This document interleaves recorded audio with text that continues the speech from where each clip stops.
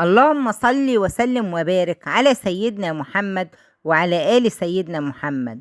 يحكى أن امرأة مرت على مجلس فقالت: من الفقيه فيكم؟ فأشاروا إلى إحداهم فقالت له: كيف تأكل؟ فقال لها: أسمي الله وأكل بيميني وأكل مما يليني وأصغر اللقمة وأجيد المضغة. فقالت له: فكيف تنام؟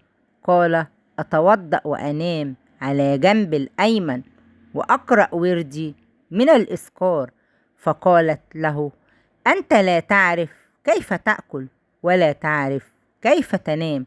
فنظر لها مستغربا وقال لها: إذن فكيف الأكل وكيف النوم يا ترى؟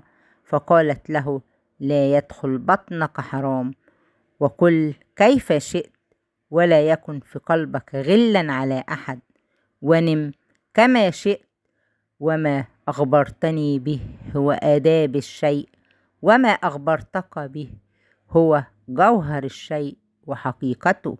لا تنسوا الإعجاب بالقناة والاشتراك ولايك وشير لو بتحبوا الخير.